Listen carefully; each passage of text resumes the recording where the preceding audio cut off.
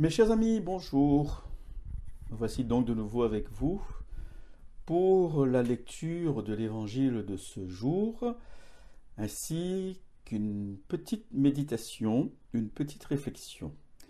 L'évangile est extrait de Luc au chapitre 4, versets 16 à 21.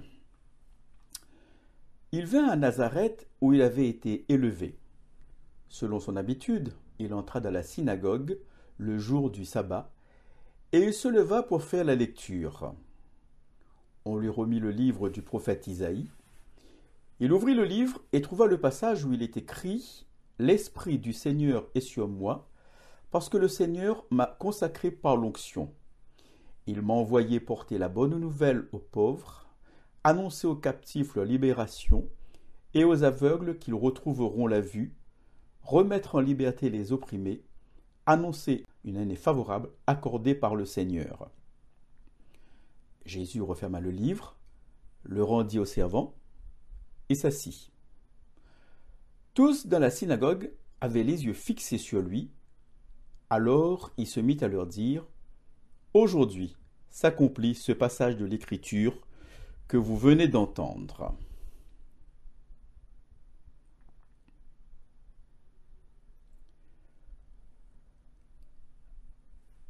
Jésus, Fils de Dieu, ne l'oublions pas, veut vivre comme tous les hommes et comme nous les chrétiens, nous avons l'habitude d'aller soit à l'église, soit au temple.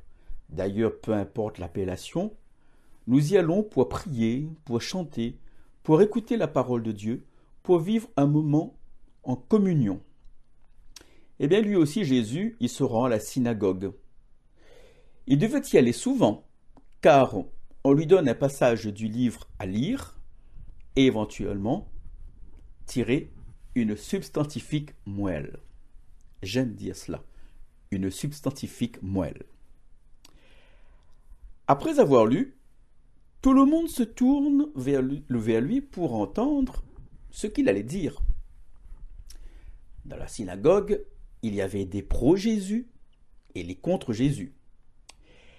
Et je doute fort ici l'innocence des maîtres de la loi qui lui donnent la parole pour expliquer le texte. Car on sait très bien que les maîtres de la loi aiment bien piéger Jésus. Mais bon, là n'est pas mon sujet aujourd'hui. Jésus applique à lui le passage qu'il vient de lire.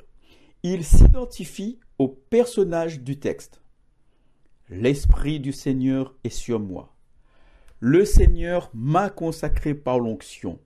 Il m'a envoyé. Lui, Jésus, il a l'Esprit du Seigneur sur lui, en lui. Il est oint par Dieu. Il est la vraie vie, la parole de Dieu.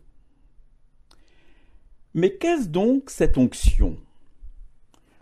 L'onction était principalement représentée dans l'Ancien Testament avec, vous savez, cette huile sainte que l'on faisait couler sur une personne, un prophète, pour montrer vraiment qu'il était envoyé par Dieu, attaché à Dieu.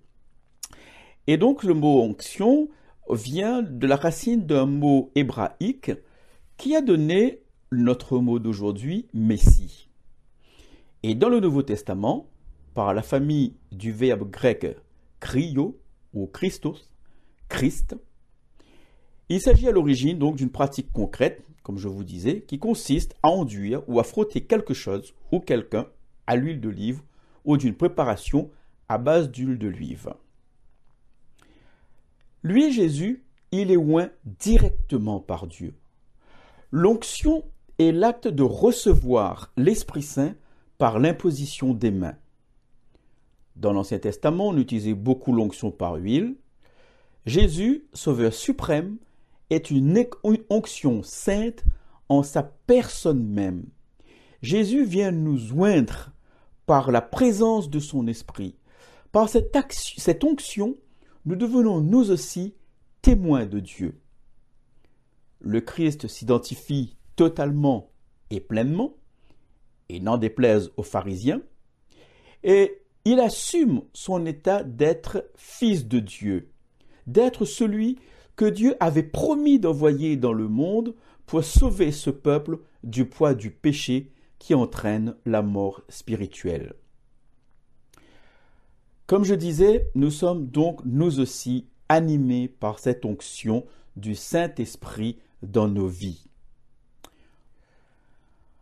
En hiver, quand nous allumons un feu de bois pour nous réchauffer, nous devons entretenir ce feu pour qu'il reste vaillant et continuer ainsi à nous réchauffer. Nous y ajoutons du bois. L'onction qui est en nous est analogue. Il faut l'entretenir par la prière, par une vraie relation filiale avec Dieu, notre Père. Jésus a été envoyé. Aujourd'hui, c'est nous qui sommes les envoyés, chacun avec sa mission propre, car la force de l'Esprit est multiple. Et Dieu qui nous aime ne nous donnera pas plus que nous pouvons faire. Si nous n'entretenons pas cette force qui est en nous, elle ne va pas mourir, mais elle sera enfouie sous plein de choses qui va nous faire douter, tomber, qui va nous éloigner petit à petit de la lumière de Dieu. Cette force en nous ne demande qu'à vivre, qu'à s'exprimer. De par notre baptême, nous recevons cette force comme Jésus lui-même l'a reçue de son baptême. Une voix se fit entendre, « Celui-ci est mon Fils bien-aimé. » Jésus qui a fait de nous ses frères, donc fils et filles de Dieu, de plein droit. Ainsi, nous avons nous aussi part à l'héritage du royaume, le royaume de gloire, d'amour, de fraternité. Ne laissons pas mourir cette force en nous. Le malin sera toujours là pour essayer de nous détourner de notre mission d'enfant de Dieu. N'oublions jamais que rien ne peut vaincre la puissance de l'amour de Dieu pour nous. Même si nous nous éloignons de lui, Dieu, ne nous perd pas de vue. Dans l'évangile que nous venons d'entendre, Jésus a dit « Cette parole que vous venez d'entendre aujourd'hui, elle s'accomplit. » Alors, nous, forts de cette conviction, pour nous, aujourd'hui, à l'heure où je vous parle, ou alors au moment que vous allez entendre cette parole, cette intervention, cette méditation, eh bien oui, à cette heure même, cette parole s'accomplit encore en Christ et en moi, ainsi qu'en vous. Amen.